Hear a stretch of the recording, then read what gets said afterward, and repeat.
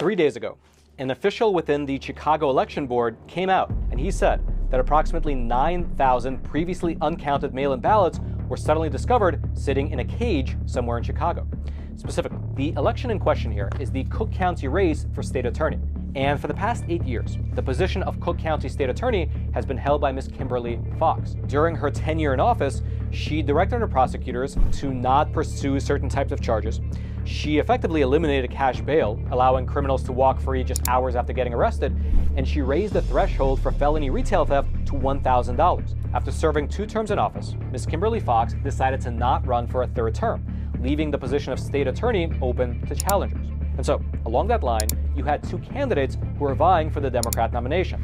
You had Ms. Eileen Burke, as well as Mr. Clayton Harris III. Ms. Eileen Burke, who was a former judge at an appellate court, she was widely regarded in the area as a tough on crime candidate. On the flip side, however, you have Mr. Clayton Harris, who vowed to keep in place the current policies if he were to be elected.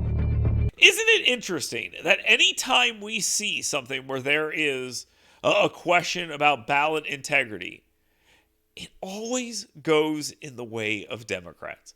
It always goes in the way of the more liberal person. In this particular incident in Chicago, you have a prosecutor who is pretty progressive and who is not doing all he can do to put people behind bars and make sure that the city and county is safe. But you have a prosecutor that wants to do that when they come in, and that individual on election night is up by 10,000 votes.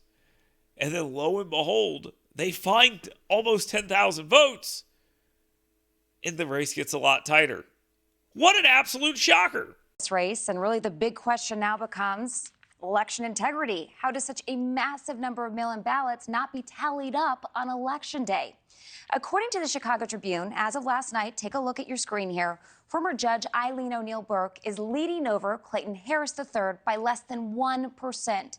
That's roughly 1,500 votes separating these 2 candidates out of about 500,000 votes.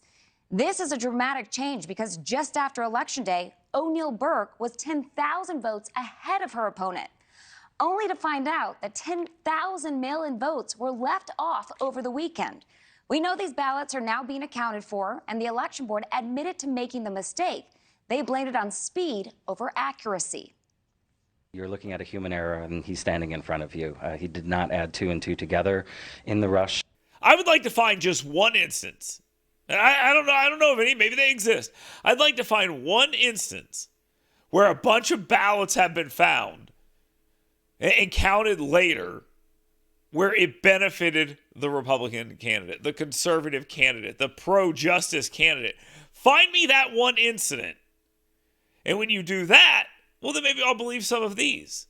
Because for some reason, anytime Republicans say, hey, there's some issues with elections and election integrity, they're called conspiracy theorists and whack jobs and all this other stuff. But every time we see this stuff, it only goes one way. It's just like media bias. It only goes one way. It's just like the DOJ enforcing the law. It seems to only go one way.